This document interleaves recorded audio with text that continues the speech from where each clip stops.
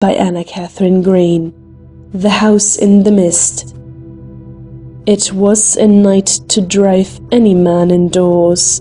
Not only was the darkness impenetrable, but the raw mist enveloping hill and valley made the open road anything but desirable to a belated wayfarer like myself. Being young, untrammeled and naturally indifferent to danger, I was not averse to adventure, and having my fortune to make, was always on the lookout for Dorado, which to ardent souls lies ever beyond the next turning. Consequently, when I saw a light shimmering through the mist at my right, I resolved to make for it and the shelter it so opportunely offered. But I did not realize then, as I do now, that shelter does not necessarily imply refuge, or I might not have undertaken this adventure with so light a heart. Yet who knows? The impulses of an unfettered spirit lean towards daring, and youth, as I have said, seeks the strange, the unknown, and sometimes the terrible. My path towards this light was by no means an easy one.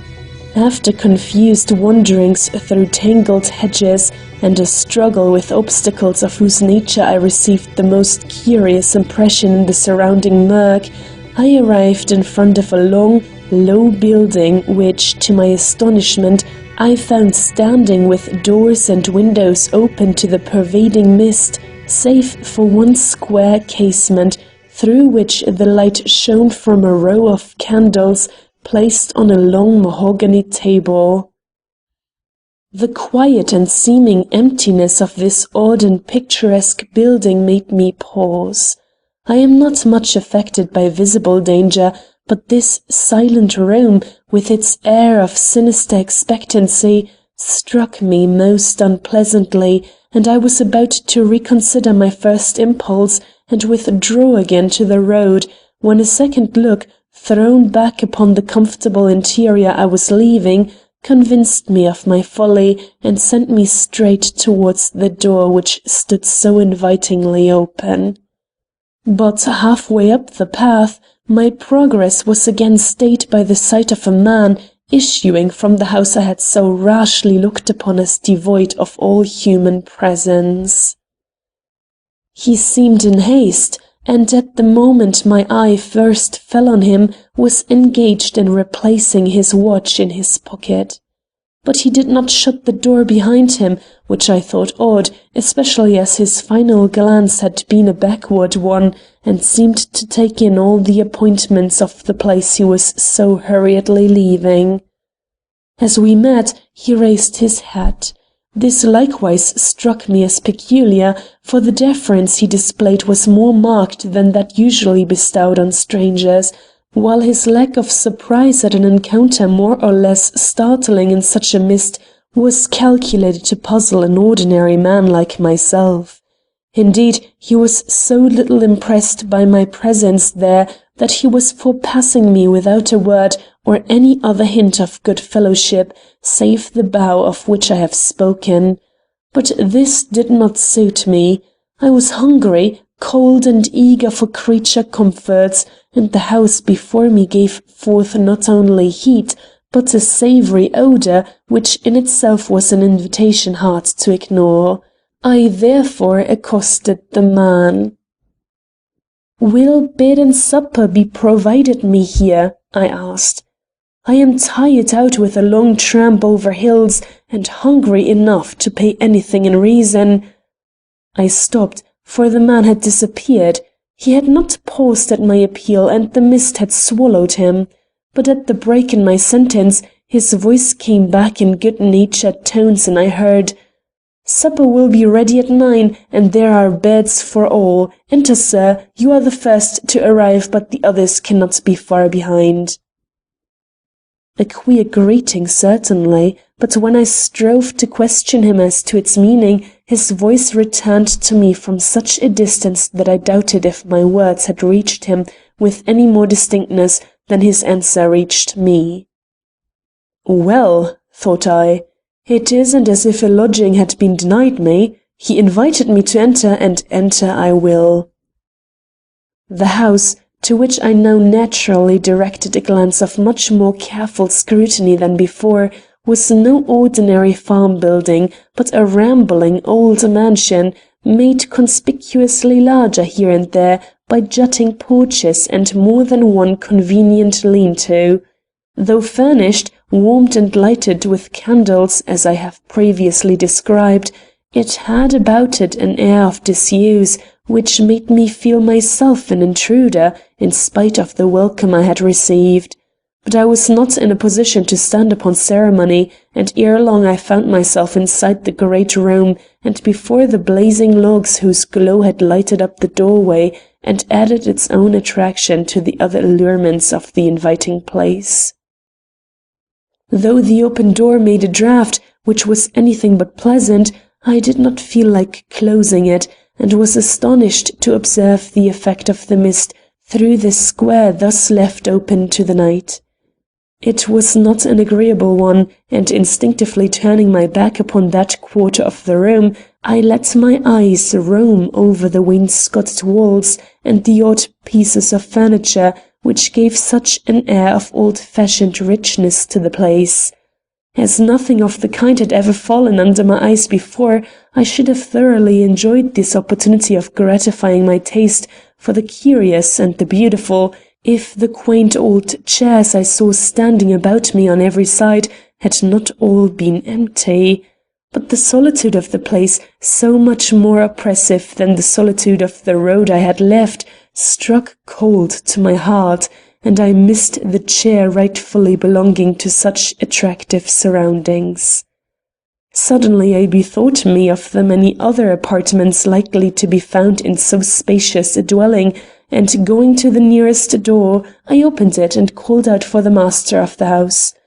But only an echo came back, and returning to the fire, I sat down before the cheering blaze, in quiet acceptance of a situation too lonely for comfort, yet not without a certain piquant interest for a man of free mind and adventurous disposition like myself. After all, if supper was to be served at 9, someone must be expected to eat it. I should surely not be left much longer without companions. Meanwhile, ample amusement awaited me in the contemplation of a picture which, next to the large fireplace, was the most prominent object in the room. This picture was a portrait, and a remarkable one. The countenance it portrayed was both characteristic and forcible, and so interested me that in studying it I quite forgot both hunger and weariness. Indeed, its effect upon me was such that, after gazing at it uninterruptedly for a few minutes, I discovered that its various features, the narrow eyes in which a hint of craft gave a strange gleam to their native intelligence, the steadfast chin, strong as the rock of the hills I had wearily tramped all day, the cunning wrinkles which yet did not interfere with a latent great-heartedness that made the face as attractive as it was puzzling, had so established themselves in my mind that I continued to see them before me whichever way I turned, and found it impossible to shake off their influence even after I had resolutely set my mind in another direction by endeavouring to recall what I knew of the town into which I had strayed. I had come from Scranton, and was now, according to my best judgment, in one of those rural districts of western Pennsylvania which breed such strange and sturdy characters. But of this special neighborhood, its inhabitants and its industries, I knew nothing, nor was likely to, so long as I remained in the solitude I have endeavored to describe. But these impressions and these thoughts, if thoughts they were, presently received a check. A loud "Hullo!" rose from somewhere in the mist, followed by a string of muttered imprecations, which convinced me that the person now attempting to approach the house was encountering some of the many difficulties which had beset me in the same undertaking a few minutes before. I therefore raised my voice and shouted out, "Here, this way," after which I sat still and awaited developments. There was a huge clock in one of the corners, whose loud tick filled up every interval of silence. By this clock it was just 10 minutes to 8 when two gentlemen, I should say men, and coarse men at that, crossed the open threshold and entered the house. Their appearance was more or less noteworthy, unpleasantly so, I am obliged to add. One was red-faced and obese, the other was tall, thin and wiry, and showed as many seams in his face as a blighted apple. Neither of the two had anything to recommend him either in appearance or address, save a certain veneer of polite assumption as transparent as it was offensive. As I listened to the forced sallies of the one and the hollow laugh of the other, I was glad that I was large of frame and strong of arm, and used to all kinds of men and brutes. As these two newcomers seemed no more astonished at my presence than the man I had met at the gate, I checked the question which instinctively rose to my lips, and with a simple bow, responded to by a more or less familiar nod from either, accepted the situation with all the sang-froid the occasion seemed to demand. Perhaps this was wise, perhaps it was not. There was little opportunity to judge, for the start they both gave as they encountered the eyes of the picture before mentioned drew my attention to a consideration of the different ways in which men, however similar in other respects, express sudden and unlooked-for emotion. The big man simply allowed his astonishment, dread, or whatever the feeling was which moved him, to ooze forth in a cold and deathly perspiration which robbed his cheeks of colour and cast a bluish shadow over his narrow and retreating temples, while the thin and waspish man, caught in the same trap, for a trap I saw it was, shouted aloud in his ill-timed mirth, the false and cruel character of which would have made me shudder if all expression of feeling on my part had not been held in check by the interest I immediately experienced in the display of open bravado with which, in another moment, these two tried to carry off their mutual embarrassment. "Good likeness, eh?" laughed the seamy-faced man. "Quite an idea, that. Makes him one of us again. Well, he's welcome, in oils. Can't say much to us from canvas, eh?" And the rafters above him vibrated, as his violent efforts at joviality went up in loud and louder assertion from his thin throat. A nudge from the other's elbow stopped him, and I saw them both cast half-lowering, half-inquisitive glances in my direction. "One of the Witherspoon boys?" queried one. "Perhaps," snarled the other. "I never saw but one of them. There are 5, aren't there? Eustace believed in marrying off his gals young." "Damn him, yes, and he'd have married them off younger if he had known how numbers were going to count some day among the Westonhaughs." And he laughed again in a way I should certainly have felt it my business to resent, if my indignation as well as the ill-timed allusion which had called it forth had not been put to an end by a fresh arrival through the veiling mist which hung like a shroud at the doorway. This time it was for me to experience a shock of something like fear. Yet the personage who called up this unlooked-for sensation in my naturally hardy nature was old and, to all appearance, harmless from disability, if not from goodwill. His form was bent over upon itself like a bow, and only from the glances he shot from his upturned eyes was the fact made evident that a redoubtable nature, full of force and malignity, had just brought its quota of evil into a room already overflowing with dangerous and menacing passions. As this old wretch, either from the feebleness of age or from the infirmity I have mentioned, had a great difficulty in walking, he had brought with him a small boy whose business it was to direct his tottering steps as best he could. but once settled in his chair, he drove away this boy with a pointed oak stick and with some harsh words about caring for the house and being on time in the morning, he sent him out into the mist. As this little shivering and pathetic figure vanished, the old man drew, with gasp and haw, a number of deep breaths, which shook his bent back and did their share, no doubt, in restoring his own disturbed circulation. Then, with a sinister twist, which brought his pointed chin and twinkling eyes again into view, he remarked, "Haven't ye a word for kinsman, Luke, you two? It isn't often I get out among ye. Shaky nephew, shaky Hector, and now who's the boy in the window? My eyes aren't what they used to be, but he don't seem to favour the Westerners over much. One of Salmon's 4 grandchildren, think, eh?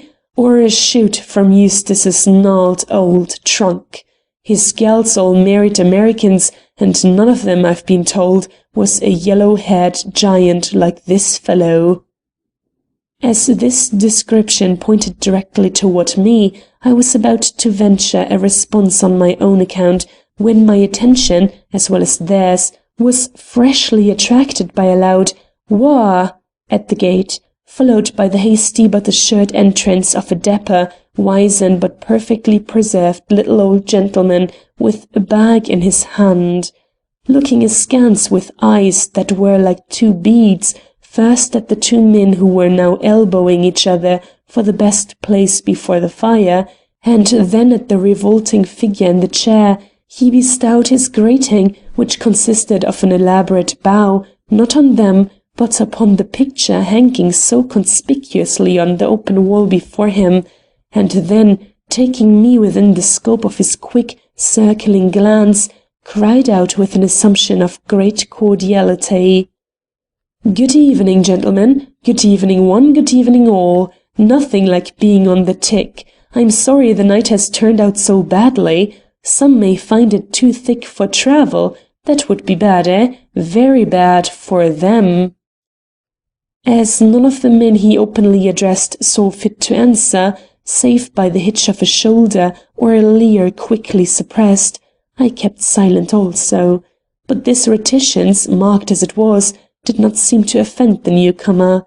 Shaking the wet from the umbrella he held, he stood the dripping article up in the corner and then came and placed his feet on the fender. To do this he had to crowd between the 2 men already occupying the best part of the hearth, but he showed no concern at incommoding them, and bore their cross looks and threatening gestures with professional equanimity.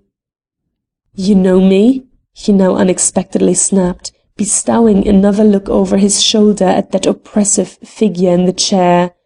"Did I say that I had risen when the latter sat? I am no Westerner, I, nor yet a Witherspoon nor a Clapsaddle. I am only Smead, the lawyer, Mr. Anthony Westerner's lawyer," he repeated, with another glance of recognition in the direction of the picture. "I drew up his last will and testament, and until all of his wishes have been duly carried out, am entitled by the terms of that will to be regarded both legally and socially as his representative. This you all know, but it is my way to make everything clear as I proceed. A lawyer's trick, no doubt. I do not pretend to be entirely exempt from such." A grumble from the large man, who seemed to have been disturbed in some absorbing calculation he was carrying on, mingled with a few muttered words of forced acknowledgment from the restless old sinner in the chair, made it unnecessary for me to reply, even if the last comer had given me the opportunity. "It's getting late," he cried, with an easy garrulity rather amusing under the circumstances. 2 more trains came in as I left the depot. If old Phil was on hand with his wagon, several more members of this interesting family may be here before the clock strikes. If not, the assemblage is like to be small. Too small, I heard him grumble a minute after under his breath. "I wish it were a matter of 1. spoke up the big man, striking his breast in a way to make it perfectly apparent whom he meant by that word one. And having, if I may judge by the mingled laugh and growl of his companions, thus shown his hand both figuratively and literally, he relapsed into the calculation which seemed to absorb all of his unoccupied moments. "Generous, very," commented the lawyer in a murmur which was more than audible. "Pity that sentiments of such broad benevolence should go unrewarded." This because at that very instant wheels were heard in front, also a jangle of voices in some controversy about the fares, which promised anything but a pleasing addition to the already none too desirable company. "I suppose that's Sister Janet," snarled out the one addressed as Hector. There was no love in his voice, despite the relationship hinted at, and I awaited the entrance of this woman with some curiosity. But her appearance, heralded by many a puff and pant, which the damp air exaggerated in a prodigious way, did not seem to warrant the interest I had shown in it. As she stepped into the room, I saw only a big, frowsy woman who had attempted to make a show with a new silk dress and a hat in the latest fashion, but who had lamentably failed, owing to the slouchiness of her figure and some misadventure by which her hat had been set awry on her head and her usual complacency destroyed. Later I noted that her down-looking eyes had a false twinkle in them, and that, commonplace as she looked, she was one to steer clear of in times of necessity and distress. She, too, evidently expected to find the door open and people assembled, but she had not anticipated being confronted by the portrait on the wall, and cringed in an unpleasant way as she stumbled by it into one of the ill-lighted corners. The old man, who had doubtless caught the rustle of her dress as she passed him, emitted one short sentence. "Almost late," said he. Her answer was a sputter of words. "It's the fault of that driver," she complained. "If he had taken one drop more at the halfway house, I might really not have got here at all. That would not have inconvenienced you. But oh, what a grudge I would have owed that skinflint brother of ours," here she shook her fist at the picture, "for making our good luck depend upon our arrival within 2 short strokes of the clock." "There are several to come yet," blandly observed the lawyer, but before the words were well out of his mouth, we all became aware of a new presence, a woman whose sombre grace and quiet bearing gave distinction to her unobtrusive entrance, and caused a feeling of something like awe to follow the first sight of her cold features and deep, heavily fringed eyes. But this soon passed in the more human sentiment awakened by the soft pleading which infused her gaze with a touching femininity. She wore a long loose garment which fell without a fold from chin to foot, and in her arms she seemed to carry something. Never before had I seen so beautiful a woman. As I was contemplating her, with respect but yet with a masculine intentness I could not quite suppress, 2 or 3 other persons came in, and now I began to notice that the eyes of all these people turned mainly one way, and that was toward the clock. Another small circumstance likewise drew my attention. Whenever anyone entered, and there were only 1 or 2 additional arrivals during the 5 minutes preceding the striking of the hour, a frown settled for an instant on every brow, giving to each and all a similar look, for the interpretation of which I lacked the key. Yet not on every brow either. There was one which remained undisturbed and showed only a grand patience. As the hands of the big clock neared the point of 8, a furtive smile appeared on more than one face, and when the hour rang out, a sigh of satisfaction swept through the room, to which the little old lawyer responded with a worldly wise grunt as he moved from his place and proceeded to the door. This he had scarcely shut when a chorus of voices rose from without. 3 or 4 lingerers had pushed their way as far as the gate, only to see the door of the house shut in their faces. "Too late," growled old man Luke from between the locks of his long beard. "Too late!" shrieked the woman, who had come so near being late herself. "Too late," smoothly acquiesced the lawyer, locking and bolting the door with a deft and assured hand.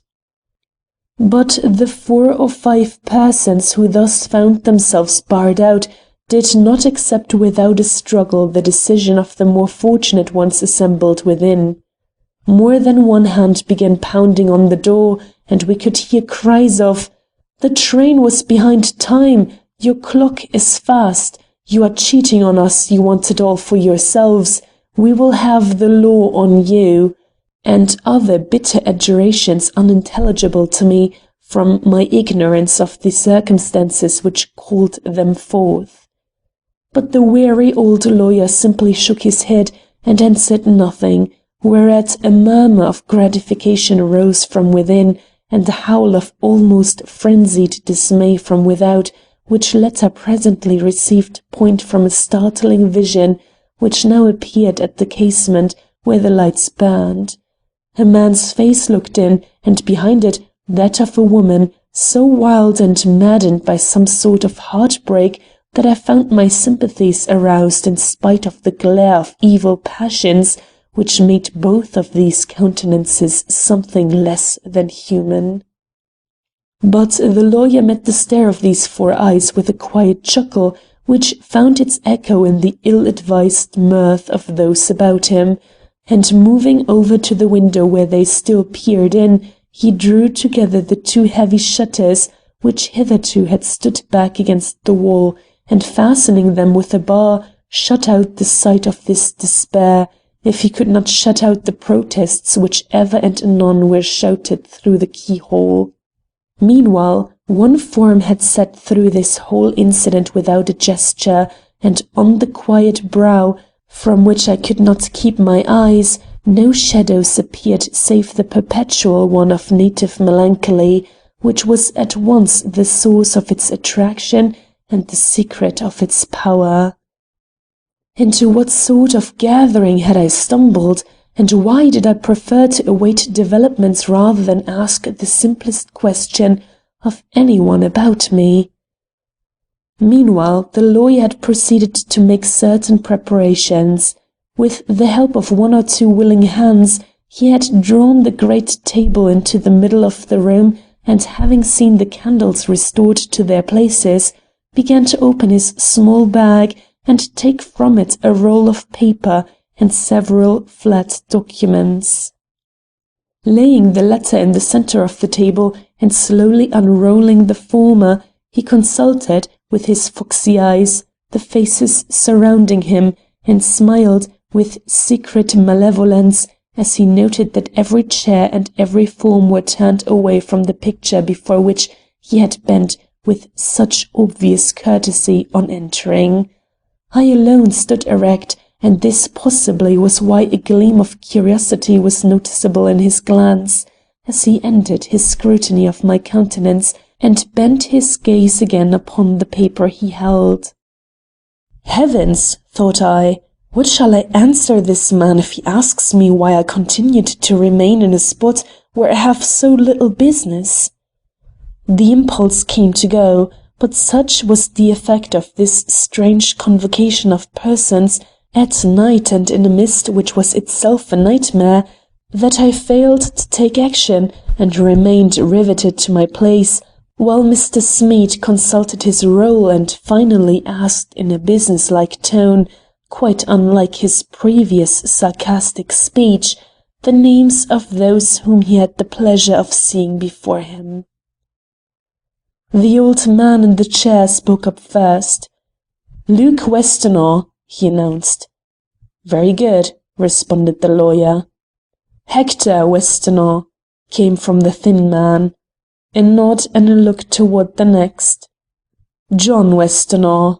"Nephew?" asked the lawyer. "Yes." "Go on and be quick, supper will be ready at 9.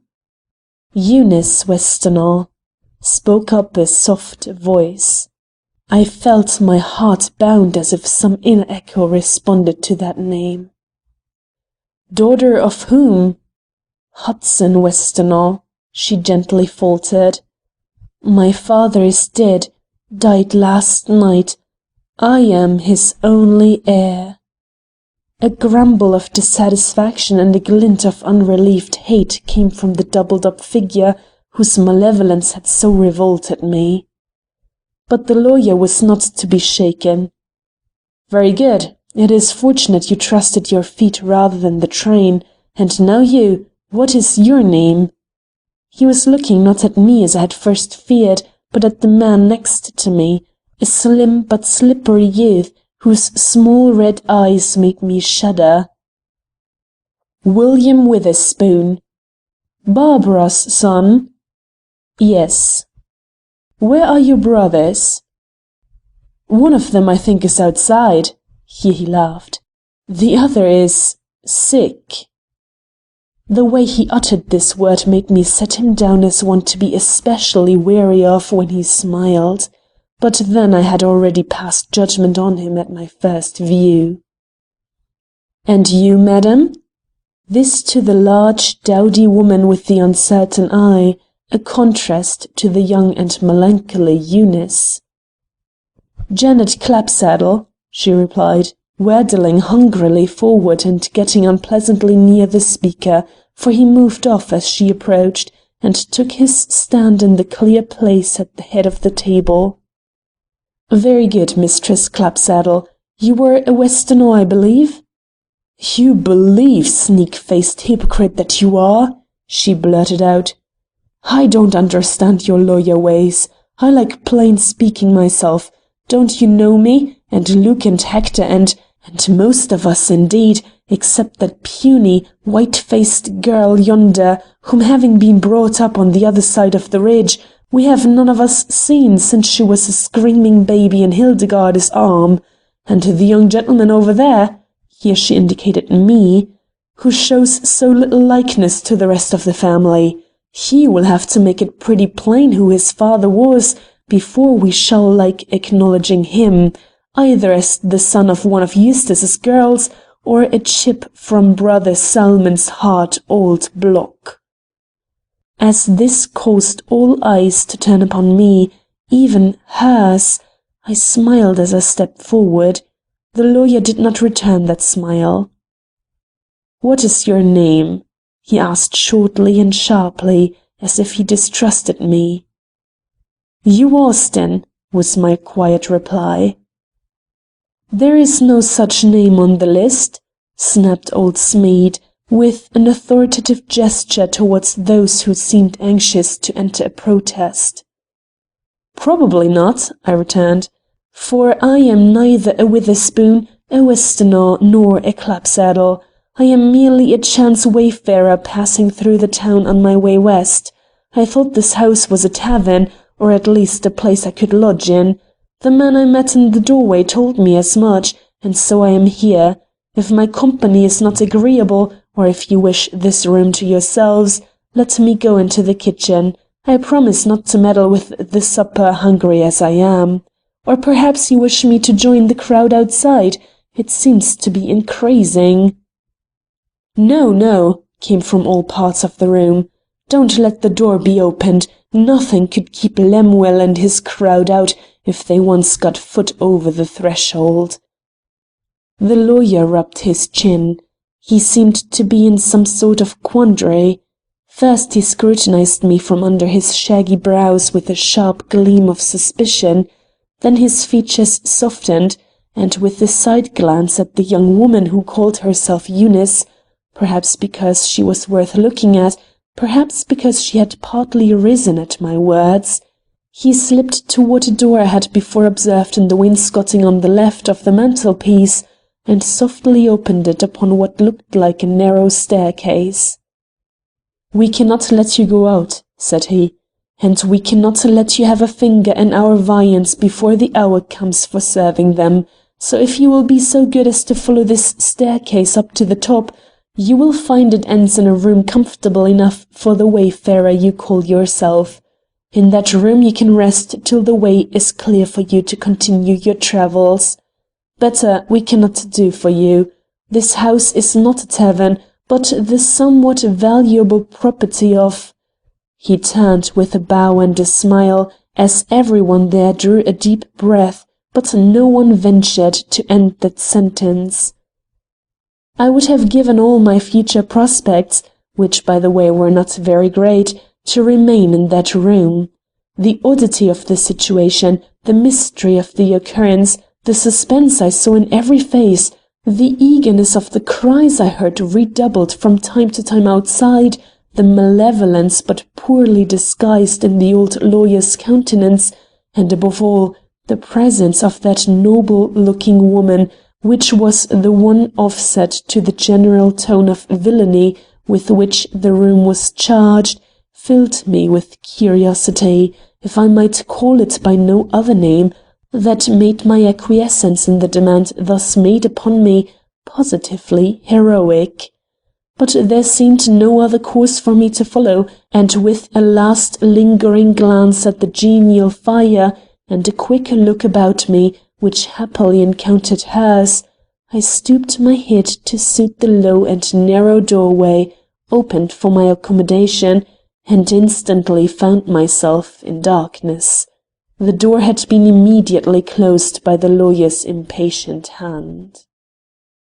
No move more unwise could have been made by the old lawyer, that is, if his intention had been to rid himself of an unwelcome witness. For finding myself thrust thus suddenly from the scene, I naturally stood still instead of mounting the stairs, and by standing still, discovered that though shut from sight, I was not from sound. Distinctly through the panel of the door, which was much thinner, no doubt, than the old fox imagined, I heard one of the men present shout out, "Well, that makes the number less by 1. The murmur which followed this remark came plainly to my ears, and gently rejoicing over what I considered my good luck, I settled myself on the lowest step of the stairs, in the hope of catching some word which would reveal to me the mystery of this scene. It was not long in coming. Old Smead had now his audience before him in good shape, and his next words were of a character to make evident the purpose of this meeting. "Heirs of Anthony Westonhaugh, deceased," he began in a sing-song voice strangely unmusical. "I congratulate you upon your good fortune at being at this especial moment on the inner rather than the outer side of your amiable relative's front door. His will, which you have assembled to hear read, is well known to you.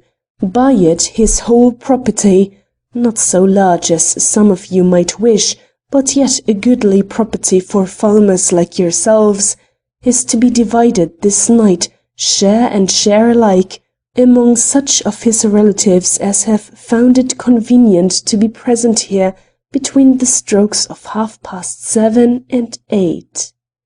If some of our friends have failed us through sloth, sickness, or the misfortune of mistaking the road, they have our sympathy, but they cannot have his dollars."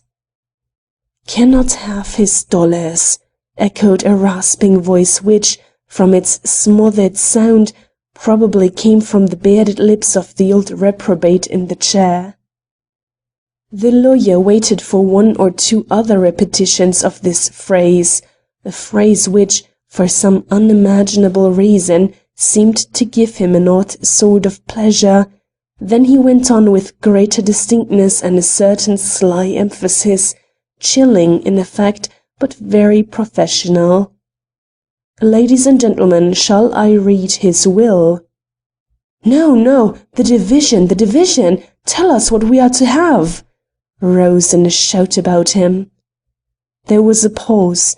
I could imagine the sharp eyes of the lawyer travelling from face to face as each thus gave voice to his cupidity, and the thin curl of his lips as he remarked in a slow, tantalizing way, "There was more in the old man's clutches than you think." A gasp of greed shook the partition against which my ear was pressed. Someone must have drawn up against the wainscoting since my departure from the room. I found myself wondering which of them it was. Meanwhile, old Smead was having his say, with the smoothness of a man who perfectly understands what is required of him. "Mr. Westonhaugh would not have put you to so much trouble or had you wait so long if he had not expected to reward you amply. There are shares in this bag which are worth thousands instead of hundreds. Now, stop that! Hands off, hands off! There are calculations to make first. How many of you are there? Count up, some of you." "9," called out a voice with such rapacious eagerness that the word was almost unintelligible. 9. How slowly the old knave spoke! What pleasure he seemed to take in the suspense he purposely made as exasperating as possible. "Well, if each one gets his share, he may count himself richer by $200,000 than when he came in here tonight." $200,000. They had expected no more than 30. Surprise made them speechless, that is for a moment, then a pandemonium of hurrahs, shrieks, and loud-voiced enthusiasm made the room ring, till wonder seized them again, and a sudden silence fell, through which I caught a far-off wail of grief from the disappointed ones without, which, heard in the dark and narrow place in which I was confined, had a peculiarly weird and desolate effect. Perhaps it likewise was heard by some of the fortunate ones within. Perhaps one head, to mark which, in this moment of universal elation, I would have given a year from my life, turned toward the dark without, in recognition of the despair thus piteously voiced. But if so, no token of the same came to me, and I could but hope that she had shown, by some such movement, the natural sympathy of her sex. Meanwhile, the lawyer was addressing the company in his smoothest and most sarcastic tones. "Mr. Westonhaugh was a wise man, a very wise man," he droned. "He foresaw what your pleasure would be, and left a letter for you. But before I read it, before I invite you to the board he ordered to be spread for you in honor of this happy occasion, there is one appeal he bade me make to those I should find assembled here.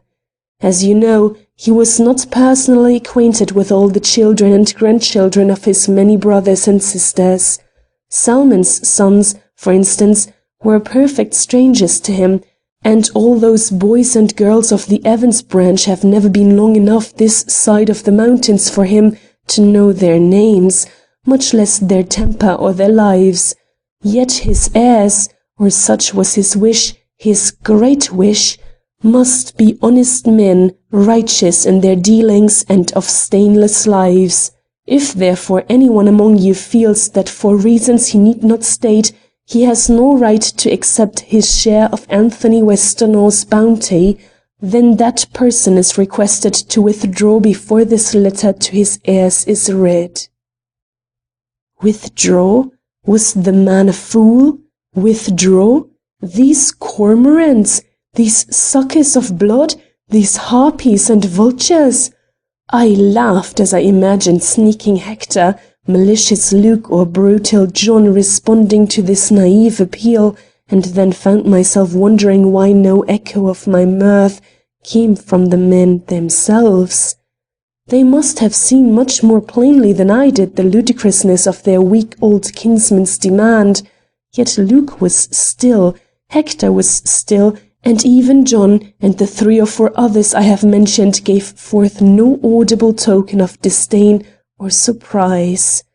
I was asking myself what sentiment of awe or fear restrained these selfish souls, when I became conscious of a movement within, which presently resolved itself into a departing footstep. Some conscience there had been awakened. Someone was crossing the floor towards the door. Who? I waited in anxious expectancy for the word which was to enlighten me. Happily it came soon, and from the old lawyer's lips. "You do not feel yourself worthy?" he queried, in tones I had not heard from him before. "Why? What have you done that you should forego an inheritance to which these others feel themselves honestly entitled?" The voice which answered gave both my mind and heart a shock. It was she who had risen at this call, she, the only true-faced person there. Anxiously I listened for her reply. Alas, it was one of action rather than speech. As I afterward heard, she simply opened her long cloak and showed a little infant slumbering in her arms. "This is my reason," said she. "I have sinned in the eyes of the world, therefore I cannot take my share of Uncle Anthony's money. I did not know he exacted an unblemished record from those he expected to enrich, or I would not have come." The sob which followed these last words showed at what a cost she had thus renounced a fortune of which she, of all present perhaps, stood in the greatest need. But there was no lingering in her step, and to me, who understood her fault only through the faint sound of infantile wailing which accompanied her departure, there was a nobility in her action which raised her in an instant to an almost ideal height of unselfish virtue. Perhaps they felt this too. Perhaps even these hardened men and the more than hardened woman whose presence was in itself a blight recognized heroism when they saw it, for when the lawyer, with a certain obvious reluctance, laid his hand on the bolts of the door with the remark, "This is not my work, you know. I am but following out instructions very minutely given me," the smothered growls and grunts which rose in reply lacked the venom which had been infused into all their previous comments. "I think our friends out there are far enough withdrawn by this time for us to hazard the opening of the door," the lawyer now remarked. "Madam, I hope you will speedily find your way to some comfortable shelter." Then the door opened, and after a moment closed again in a silence which at least was respectful.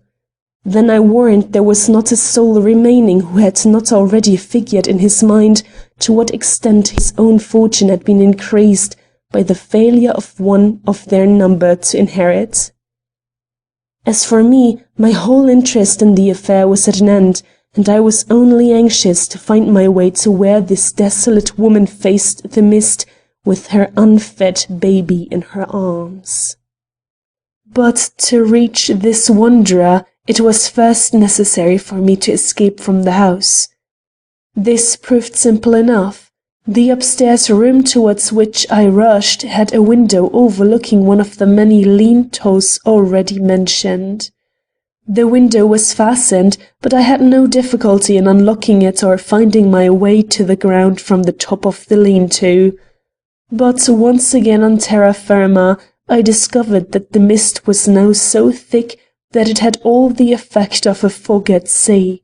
It was icy cold as well, and clung about me so that I presently began to shudder most violently, and strong man though I was, wish myself back in the little attic bedroom from which I had climbed in search of one in more unhappy case than myself. But these feelings did not cause me to return. If I found the night cold, she must find it bitter. If desolation oppressed my naturally hopeful spirit, must it not be more overwhelming yet to one whose memories were sad and whose future was doubtful? And the child, what infant could live in an air like this?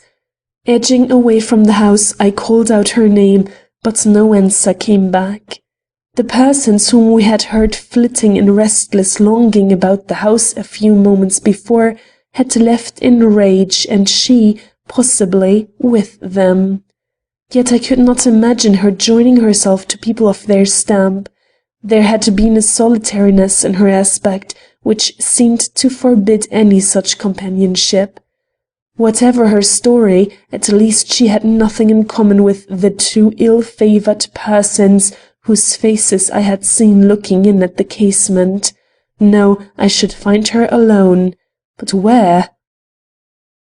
Certainly the ring of mist surrounding me at that moment offered me little prospect of finding her anywhere, either easily or soon.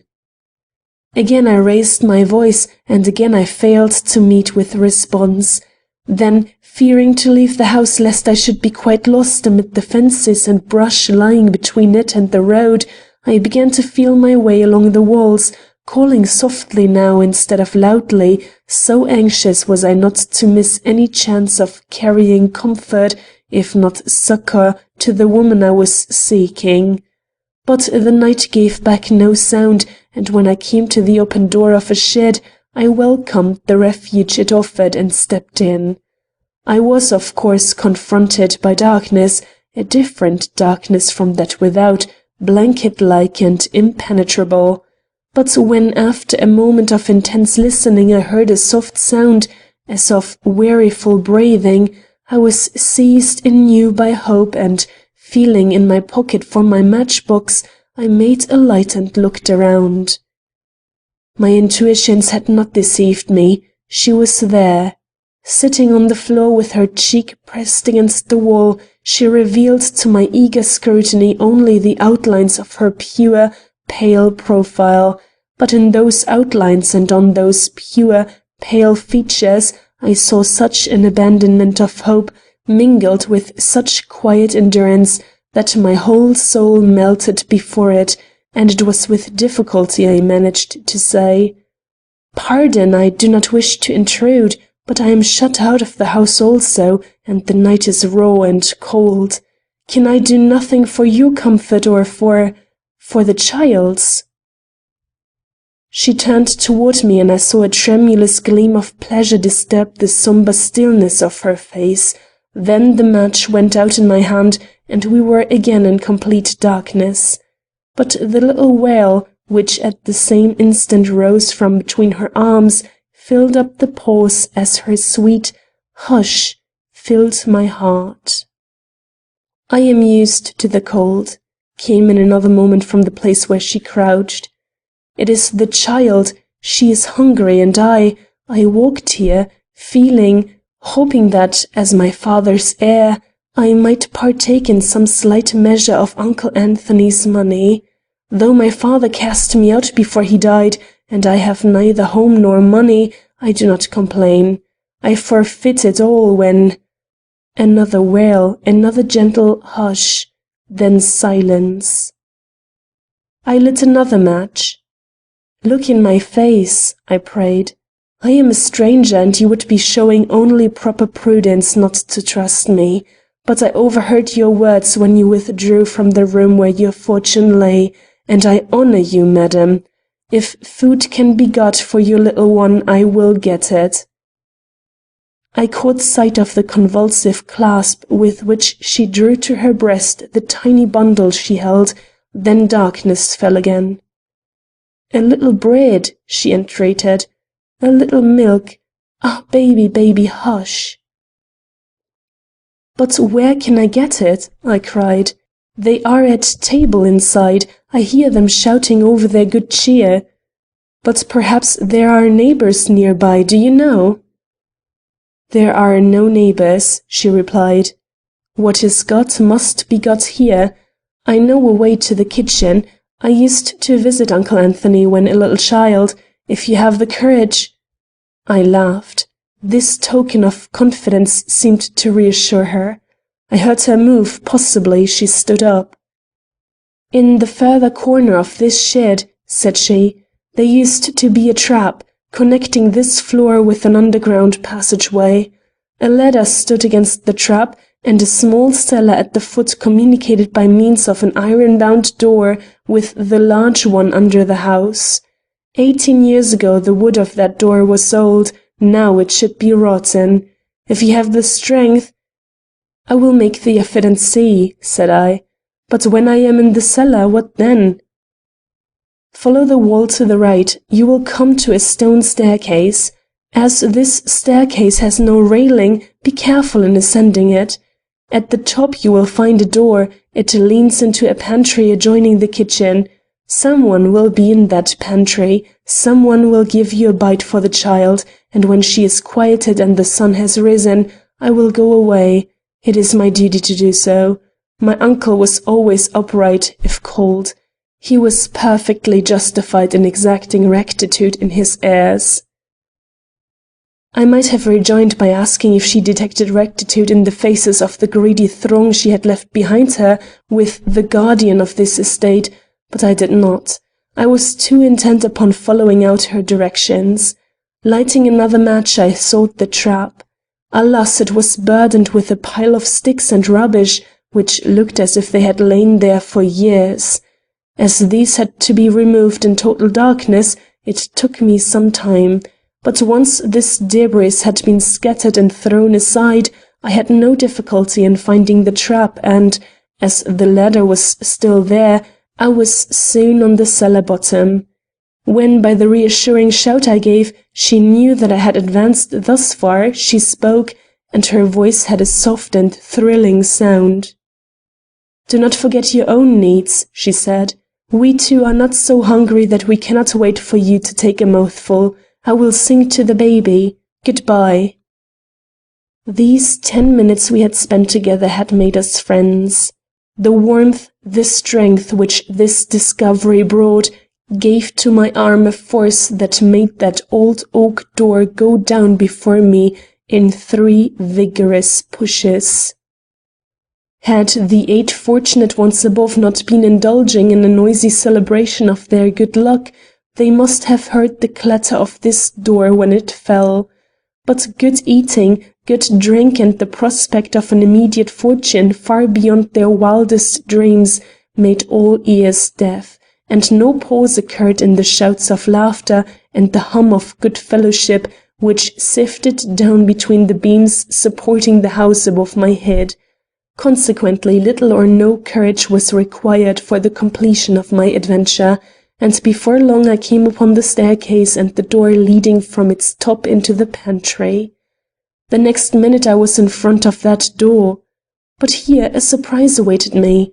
The noise which had hitherto been loud now became deafening, and I realized that, contrary to Eunice Westonhaugh's expectation, the supper had been spread in the kitchen, and that I was likely to run amok of the whole despicable crowd in any effort I might make to get a bite for the famished baby.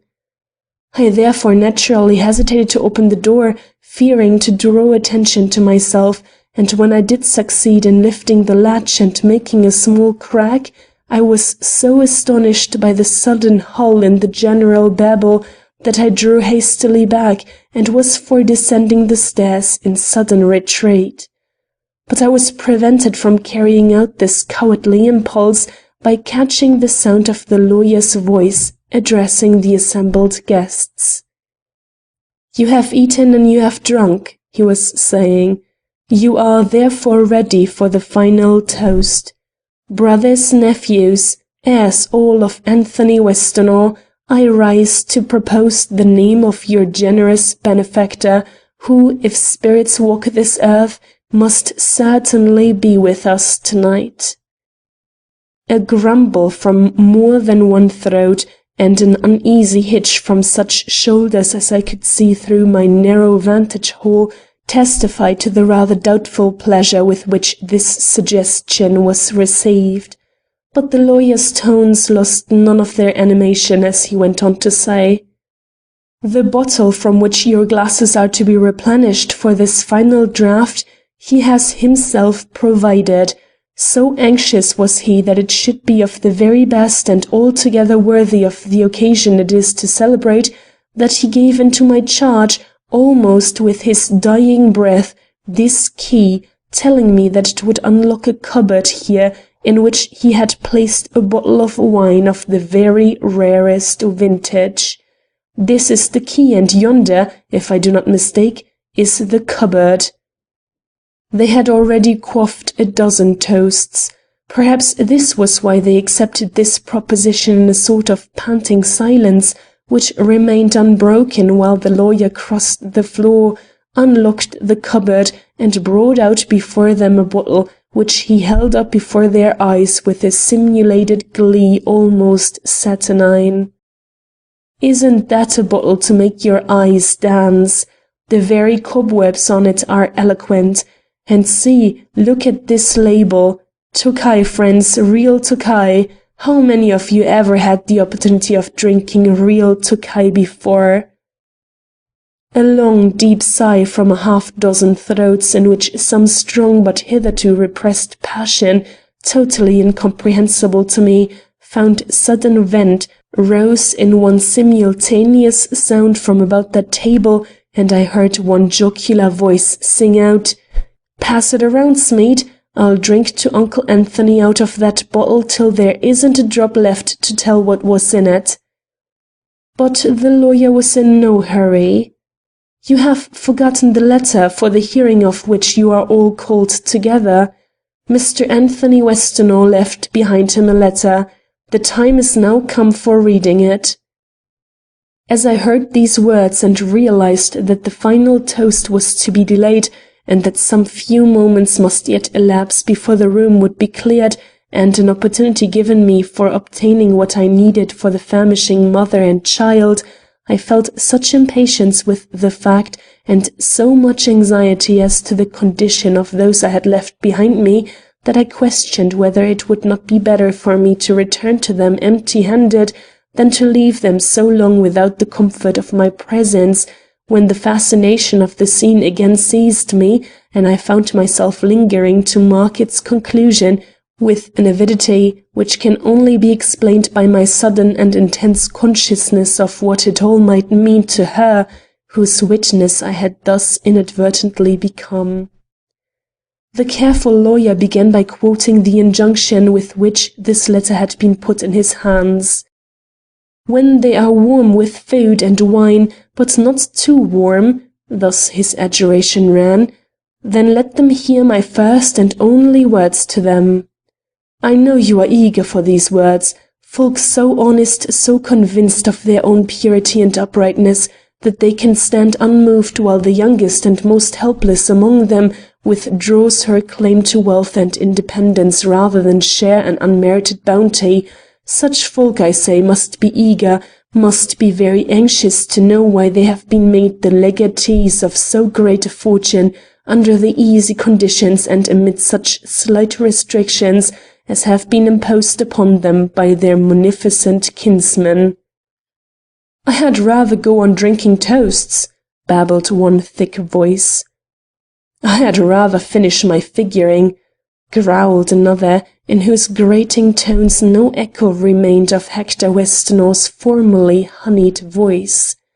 "I'm making out a list of stock." "Blast your stock, that is if you mean horses and cows," screamed a third. "I'm going in for city life. With less money than we have got, Andreas Amsberger got to be alderman." "Alderman!" sneered the whole pack, and the tumult became general. "If more of us had been sick," called out one, "or if Uncle Luke, say, had tripped into the ditch instead of on the edge of it, the fellows who came safe through might have had anything they wanted, even to the governorship of the estate, or... "Silence!" came in commanding tones from the lawyer, who had begun to let his disgust appear, perhaps because he held under his thumb the bottle upon which all eyes were now lovingly centred, so lovingly, indeed, that I ventured to increase, in the smallest perceptible degree, the crack by means of which I was myself an interested, if unseen, participator of this scene. A sight of Smead, and a partial glimpse of old Luke's covetous profile, rewarded this small act of daring on my part. The lawyer was standing, all the rest were sitting. Perhaps he alone retained sufficient steadiness to stand, for I observed by the control he exercised over this herd of self-seekers that he alone had not touched the cup which had so freely gone about among the others. The woman was hidden from me, but the change in her voice, when by any chance I heard it, convinced me that she had not disdained the toasts drunk by her brothers and nephews. "Silence!" the lawyer reiterated, "or I will smash this bottle on the hearth."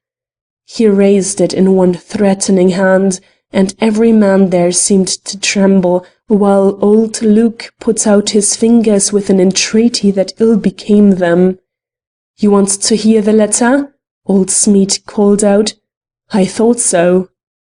Putting the bottle down again, but still keeping one hand upon it, he drew a folded paper from his breast. "This," said he, "contains the final injunctions of Anthony Westonhaugh. You will listen, all of you, or I will not only smash this bottle before your eyes, but I will keep forever buried in my breast the whereabouts of certain drafts and bonds, in which, as his heirs, you possess the greatest interest. Nobody but myself knows where these papers can be found." Whether this was so, or whether the threat was an empty one thrown out by this subtle old schemer for the purpose of safeguarding his life from their possible hate and impatience, it answered his end with these semi-intoxicated men, and secured him the silence he demanded. Breaking open the seal of the envelope he held, he showed them the folded sheet which it contained, with the remark: "I have had nothing to do with the writing of this letter. It is in Mr. Westonhaugh's own hand, and he was not even so good as to communicate to me the nature of its contents. I was bidden to read it to such as should be here assembled, under the provisos mentioned in his will, and as you are now in a condition to listen, I will proceed with my task as required." This was my time for leaving, but a certain brooding terror, latent in the air, held me chained to the spot, listening with my ears, but receiving the full sense of what was read from the expression of old Luke's face, which was probably more plainly visible to me than to those who sat beside him. For being bent almost into a bow, as I have said, his forehead came within an inch of touching his plate, and one had to look under his arms, as I did, to catch the workings of his evil mouth, as old Smead gave forth, in his professional sing-song, the following words from his departed client: "Brothers, nephews, and heirs, though the earth has lain upon my breast a month, I am with you here tonight." A snort from old Luke's snarling lips, and a stir, not a comfortable one, in the jostling crowd, whose shaking arms and clawing hands I could see projecting here and there over the board. My presence at this feast, a presence which, if unseen, cannot be unfelt, may bring you more pain than pleasure. But if so, it matters little. You are my natural heirs, and I have left you my money. Why, when so little love has characterized our intercourse, must be evident to such of my brothers as can recall their youth and the promise our fathers exacted from us on the day we set foot in this new land. There were 9 of us in those days: Luke, Salmon, Barbara, Hector, Eustace, Janet, Hudson, William, and myself, and all save one were promising, in appearance at least. But our father knew his offspring, and when we stood, an alien and miserable band in front of Castle Garden, at the foot of the great city whose immensity struck terror to our hearts, he drew all our hands together and made us swear by the soul of our mother, whose body we had left in the sea, that we would keep the bond of brotherhood intact, and share with mutual confidence whatever good fortune this untried country might hold in store for us. You were strong and your voices rang out loudly. Mine was faint, for I was weak, so weak that my hand had to be held in place by my sister Barbara. But my oath has never lost its hold upon my heart, while yours, Answer how you have kept it, Luke, or you, Janet, or you, Hector, of the smooth tongue and vicious heart, or you, whom, from one stock, recognize but one law, the law of cold-blooded selfishness, which seeks its own in face of all oaths, and at the cost of another man's heartbreak. This I say to such as know my story, but lest there be one amongst you who has not heard from parent or uncle the true tale of him who has brought you all under one roof tonight, I will repeat it here in words, that no man may fail to understand why I remembered my oath through life and beyond death, yet stand above you in accusing spirit, while you quaff me toasts and count the gains my justice divides among you. I, as you all remember, was the weak one, the ne'er-do-well. When all of you were grown and had homes of your own, I still remained under the family roof-tree, fed by our Father's bounty, and looking to our Father's justice for that share of his savings which he had promised to all alike. When he died it came to me as it came to you, but I had married before that day, married, not like the rest of you, for what a wife could bring, but for sentimental and true passion. This in my case meant a loving wife, but a frail one, and while we lived a little while on the patrimony left us, it was far too small to support us long without some aid from our own hands, and our hands were feeble and could not work. And so we fell into debt for rent and, ere long, for the commonest necessities of life. In vain I struggled to redeem myself. The time of my prosperity had not come, and I only sank deeper and deeper into debt, and finally into indigence. A baby came. Our landlord was kind and allowed us to stay for 2 weeks under the roof, for whose protection we could not pay, but at the end of that time we were asked to leave, and I found myself on the road with a dying wife, a wailing infant, no money in my purse and no power in my arm to earn any. Then, when my heart and hope were both failing, I recalled that ancient oath and the 6 prosperous homes scattered up and down the very highway on which I stood. I could not leave my wife. The fever was in her veins and she could not bear me out of her sight, so I put her on a horse, which a kind old neighbor was willing to lend me, and holding her up with one hand, guided the horse with the other to the home of my brother Luke. He was a straight enough fellow in those days, physically I mean, and he looked able and strong that morning as he stood in the open doorway of his house, gazing down at us as we halted before him in the roadway. But his temper had grown greedy with the accumulation of a few dollars, and he shook his head as he closed his door, saying he remembered no oath and that spenders must expect to be beggars. Struck to the heart by a rebuff which meant prolongation of the suffering I saw in my dear wife's eyes, I stretched up and kissed her where she sat half fainting on the horse. Then I moved on. I came to Barbara's home next. She had been a little mother to me once, that is, she had fed and dressed me, and doled out blows and caresses, and taught me to read and sing. But Barbara in her father's home and without fortune was not the Barbara I saw on the threshold of the little cottage she called her own. She heard my story, looked in the face of my wife and turned her back. She had no place for idle folk in her little house. If we would work she would feed us, but we must earn our supper or go hungry to bed. I felt the trembling of my wife's frame when she leaned against my arm, and kissing her again, led her on to Salmon's. Luke, Hector, Janet, have you heard him tell of that vision at his gateway 25 years ago? He is not amongst you. For 12 years he was lain beside our father in the churchyard, but his sons may be here, for they were ever alert when gold was in sight or a full glass to be drained. Ask them. Ask John, whom I saw skulking behind his cousins at the garden fence that day, what it was they saw as I drew rein under the great tree which shadowed their father's doorstep. The sunshine had been pitiless that morning, and the head, for whose rest in some loving shelter I would have bartered soul and body, had fallen sidewise till it lay on my arm. Pressed to her breast was our infant, whose little wail struck and pitiful as Salmon called out, "What's to do here today? Do you remember it, lads? Or how you all laughed, little and great, when I asked for a few weeks' stay under my brother's roof, till we could all get well and go about our tasks again?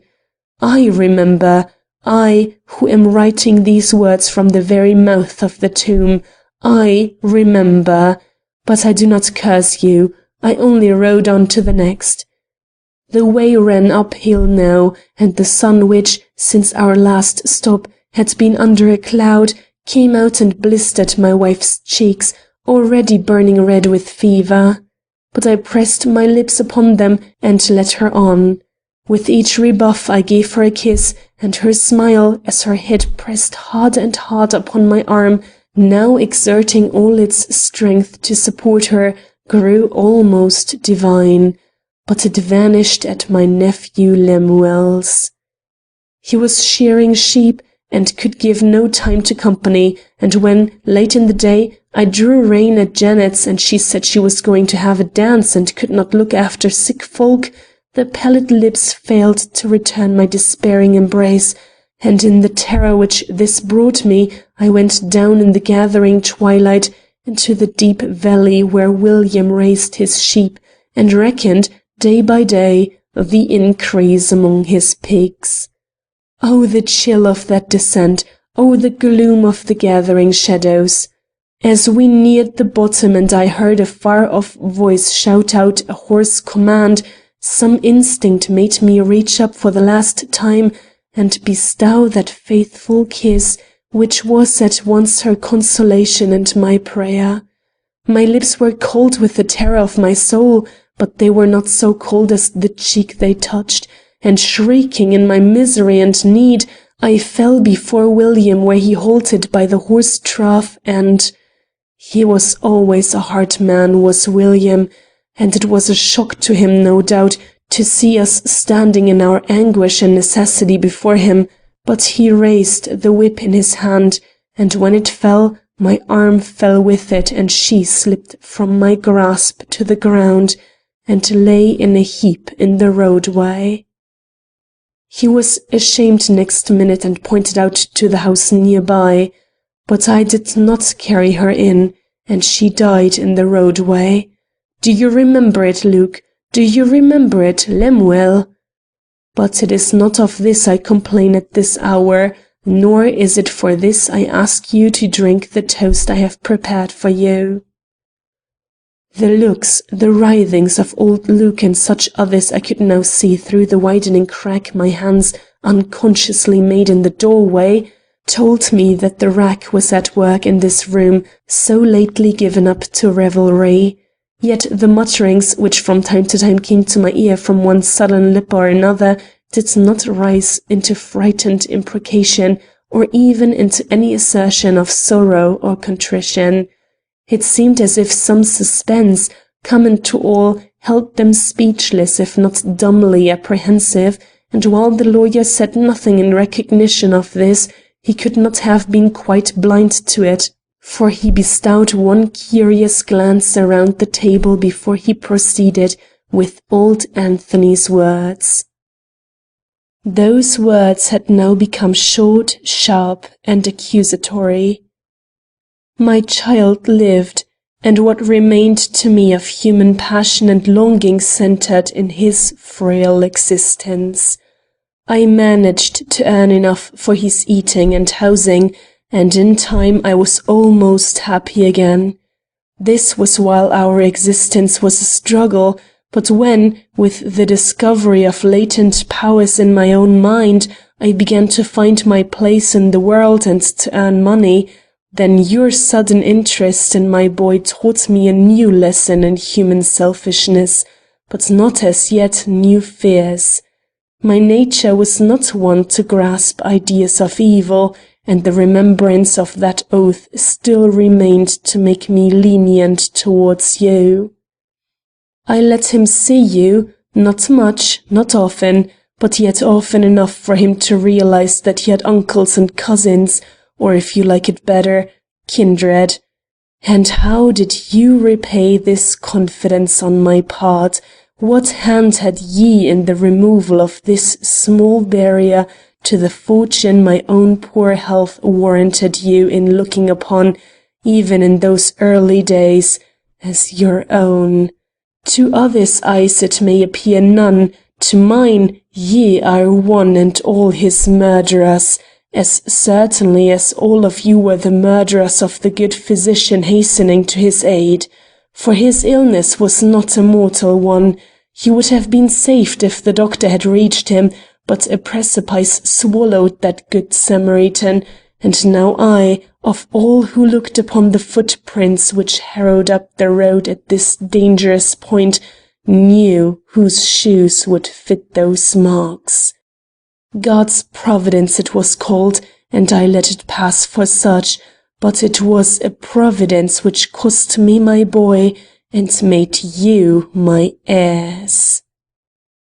Silence as sullen in character as the men who found themselves thus openly impeached had, for some minutes now, replaced the muttered complaints which had accompanied the first portion of this denunciatory letter.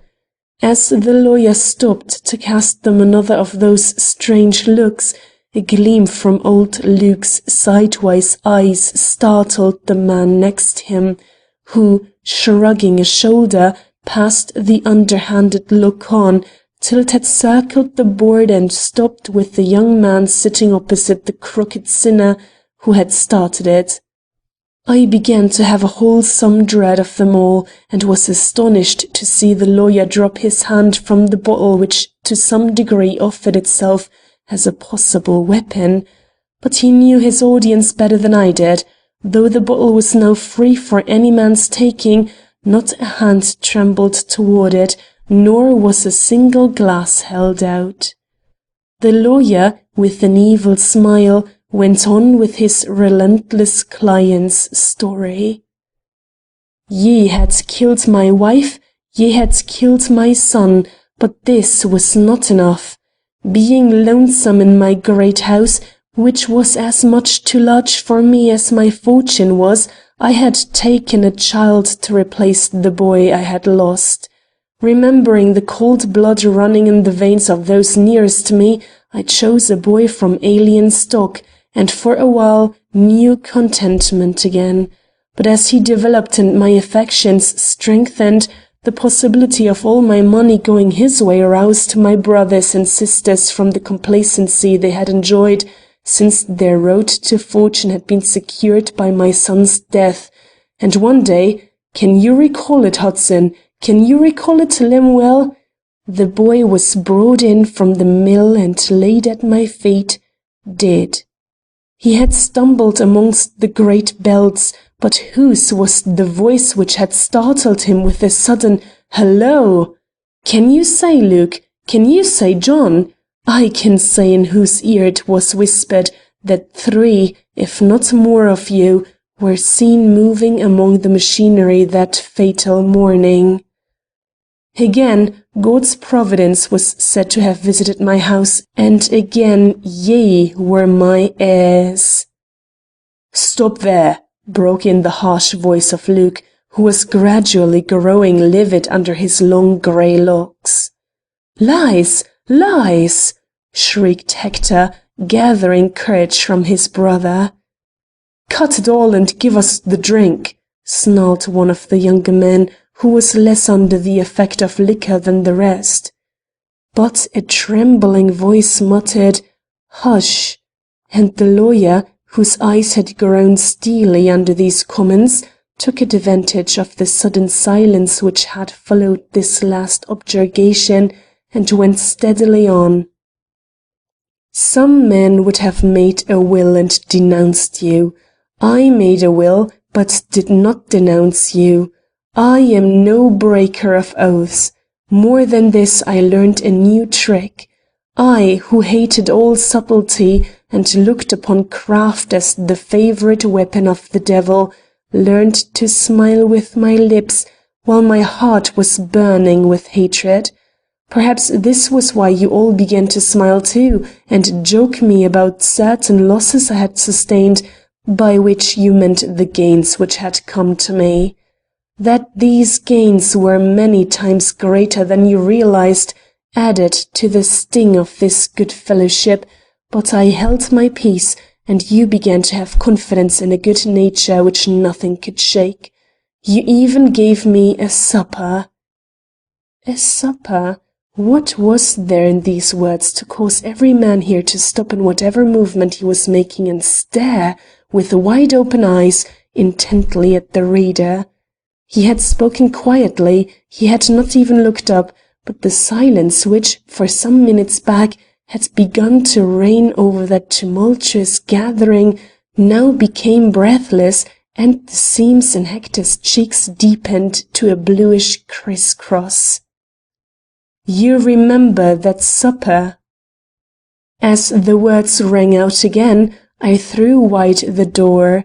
I might have stalked openly into their circle, not a man there would have noticed me. "It was a memorable occasion," the lawyer read on with stoical impassiveness. "There was not a brother lacking.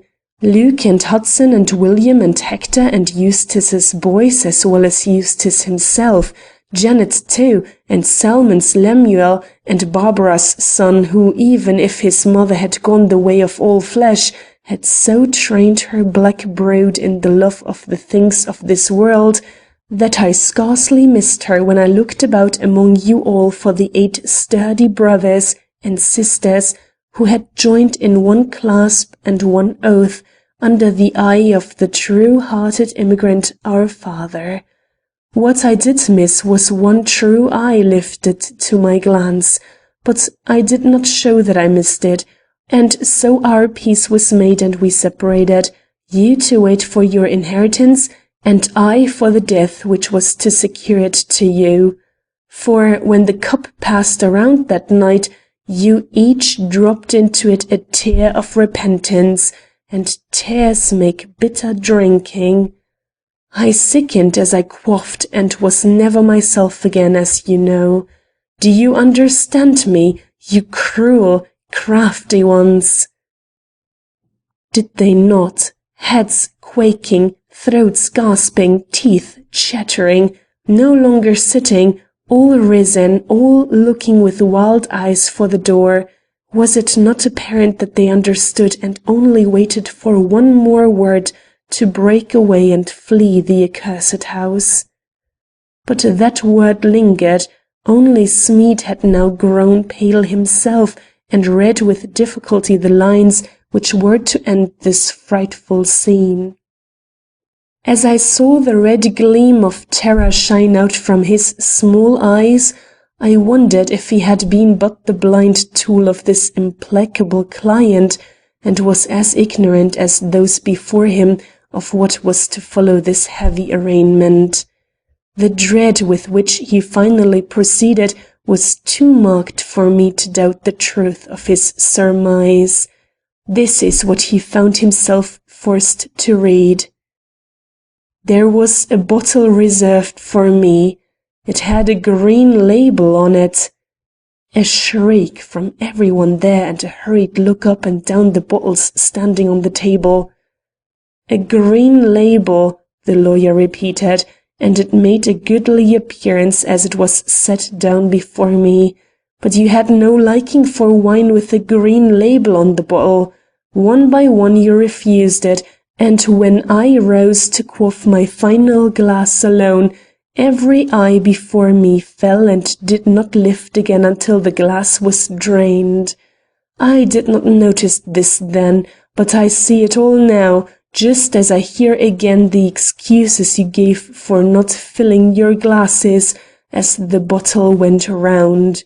One had drunk enough, one suffered from qualms brought on by an unaccustomed indulgence in oysters, one felt that wine good enough for me was too good for him, and so on and so on, not one to show frank eyes and drink with me as I was ready to drink with him.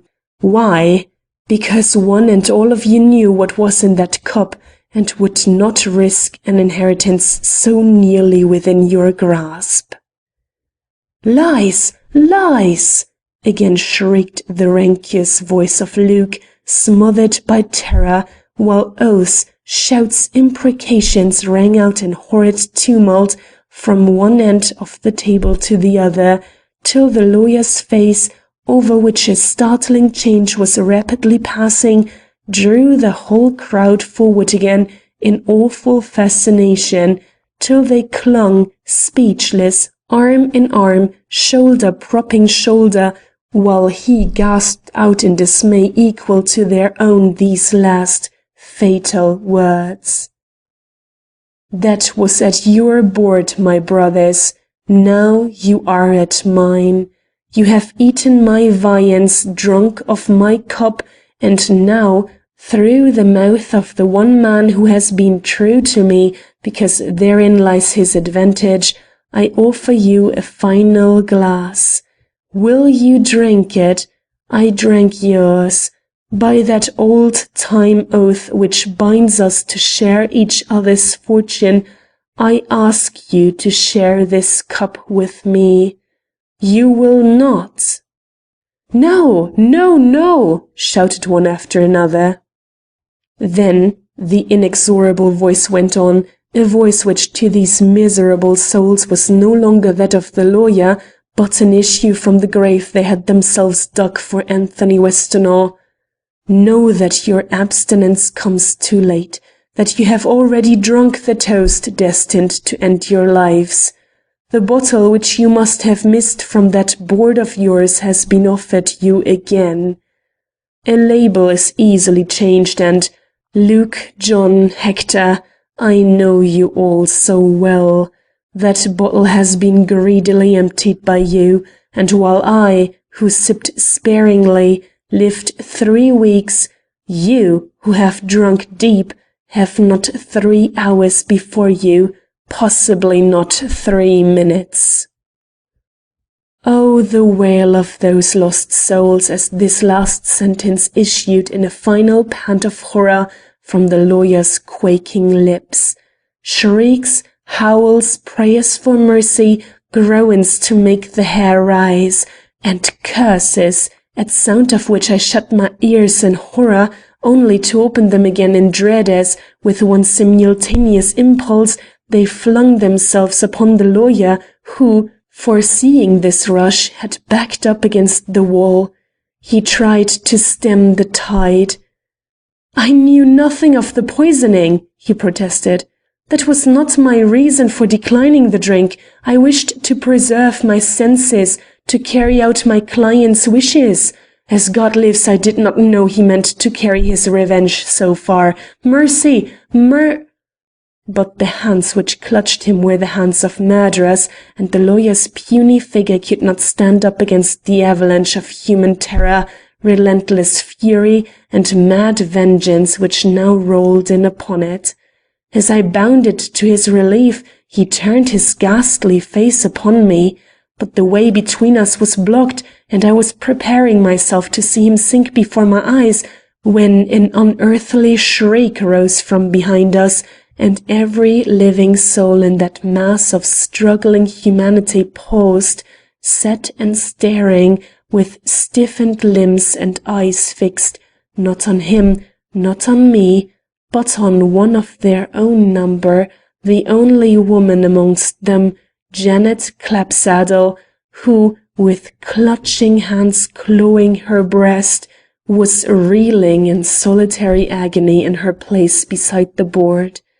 As they looked, she fell, and lay with upturned face and staring eyes, in whose glassy depths the ill-fated ones who watched her could see mirrored their own impending doom. It was an awful moment.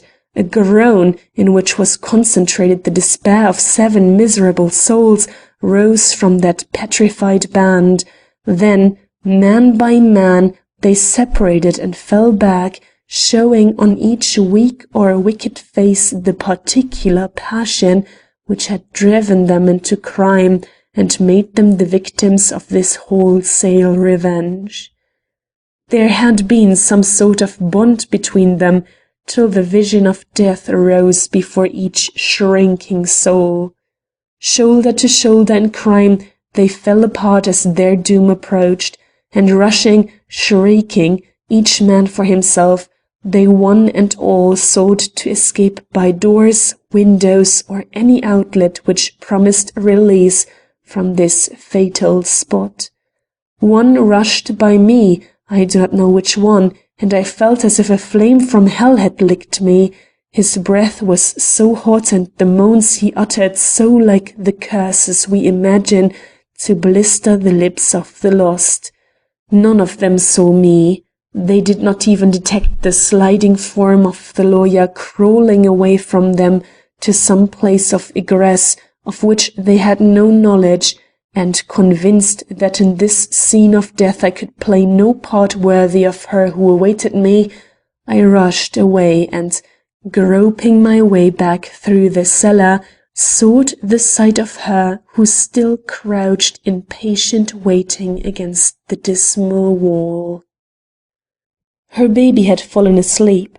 I knew this by the faint, slow sweetness of her croon, and shuddering with the horrors I had witnessed, horrors which acquired a double force from the contrast presented by the peace of this quiet spot and the hallowing influence of the sleeping infant, I threw myself down in the darkness at her feet, gasping out, "Oh, thank God and your uncle's seeming harshness that you have escaped the doom which has overtaken those others. You and your babe are still alive, while they— What of them? What has happened to them?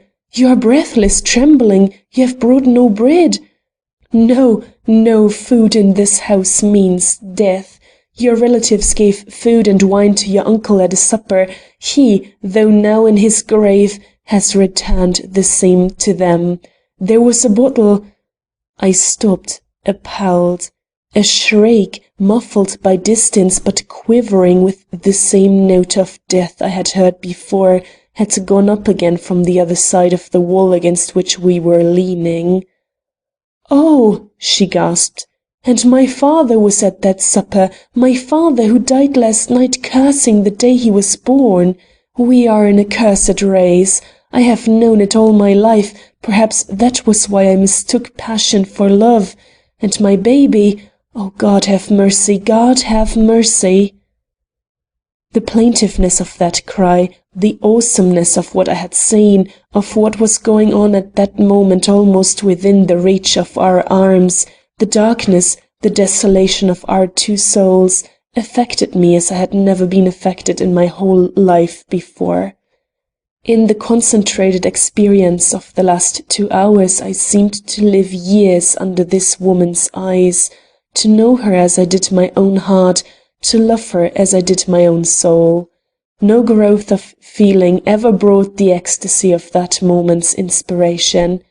With no sense of doing anything strange, with no fear of being misunderstood, I reached out my hand and, touching hers where it lay clasped about her infant, I said, "We are two poor wayfarers. A rough road loses half its difficulties when trodden by two. Shall we then fare on together, we and the little child?" She gave a sob. There was sorrow, longing, grief, hope in its thrilling low sound. As I recognized the latter emotion, I drew her to my breast. The child did not separate us.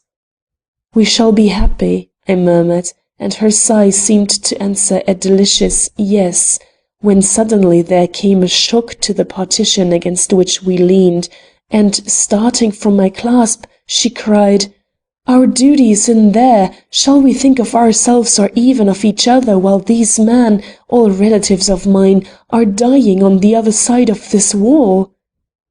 Seizing my hand, she dragged me to the trap, but here I took the lead and helped her down the ladder.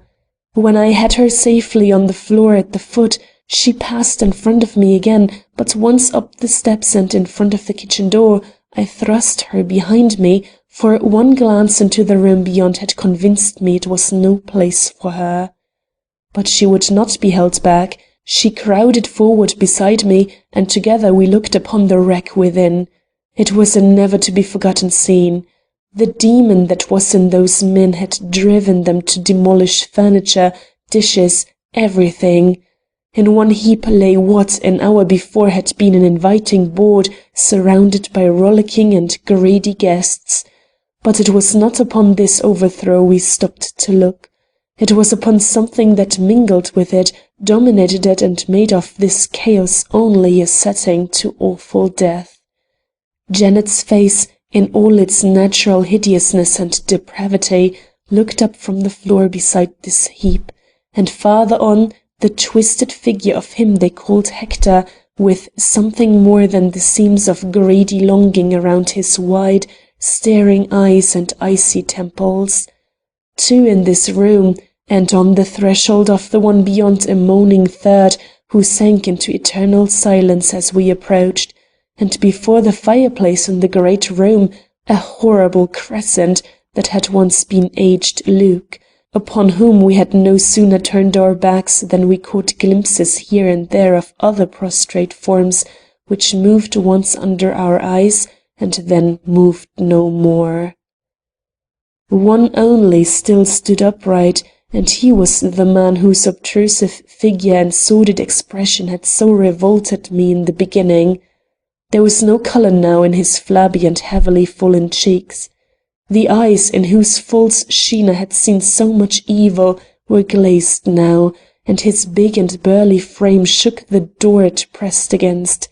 He was staring at a small slip of paper he held, and from his anxious looks appeared to miss something which neither of us had the power to supply. It was a spectacle to make devils rejoice and mortals fly aghast. But Eunice had a spirit like an angel, and drawing near him she said, "Is there anything I can do for you, Cousin John?"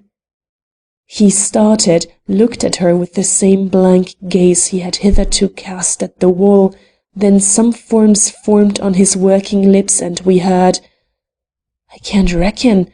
I was never good at figures, but if Luke is gone, and William, and Hector, and Barbara's boy, and Janet, how much does that leave for me?"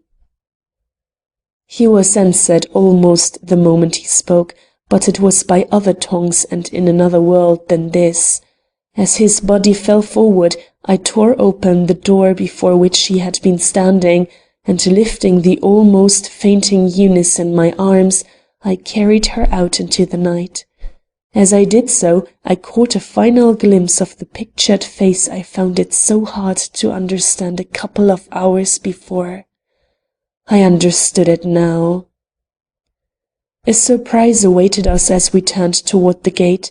The mist had lifted, and a keen but not unpleasant wind was driving from the north. Borne on it, we heard voices. The village had emptied itself, probably at the alarm given by the lawyer, and it was these good men and women whose approach we heard. As we had nothing to fear from them, we went forward to meet them. As we did so, 3 crouching figures rose from some bushes we passed and ran scurrying before us through the gateway. They were the late-comers who had shown such despair at being shut out from this fatal house, and who probably did not yet know the doom they had escaped. There were lanterns in the hands of some of the men who now approached. As we stopped before them, these lanterns were held up, and by the light they gave we saw, first, the lawyer's frightened face, then the visages of 2 men who seemed to be persons of some authority. "What news?" faltered the lawyer, seeing by our faces that we knew the worst. "Bad," I returned. The poison had lost none of its virulence by being mixed so long with the wine. "How many?" asked the man on his right anxiously. 8, was my solemn reply. "There were but 8, faltered the lawyer. "That means then all." All, I repeated. A murmur of horror rose, swelled, then died out in tumult as the crowd swept on past us. For a moment we stood watching these people, saw them pause before the door we had left open behind us, then rush in, leaving a wail of terror on the shuddering midnight air. When all was quiet again, Eunice laid her hand upon my arm. "Where shall we go?" she asked despairingly. "I do not know a house that will open to me." The answer to her question came from other lips than mine. "I do not know one that will not," spoke up a voice behind our backs. "Your withdrawal from the circle of heirs did not take from you your rightful claim to an inheritance, which, according to your uncle's will, could be forfeited only by a failure to arrive at the place of distribution within the hour set by the testator. As I see the matter now, this appeal to the honesty of the persons so collected was a test by which my unhappy client strove to save from the general fate such members of his miserable family as fully recognized their sin and were truly repentant." It was Lawyer Smead. He had lingered behind the others to tell her this. She was then no outcast, but rich, very rich. How rich I dared not acknowledge to myself, lest a remembrance of the man who was the last to perish in that house of death should return to make this calculation hateful. It was a blow which struck deep, deeper than either of us had sustained that night.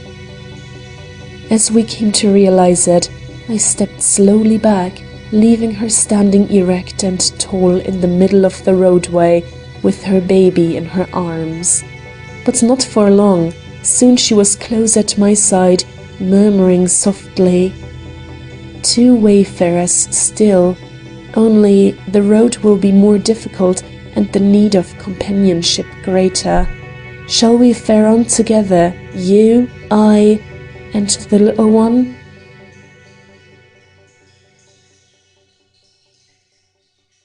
End of The House in the Mist by Anna Katharine Green. Recording by Carolyn in April 2012 in Oslo, Norway. Thanks for listening.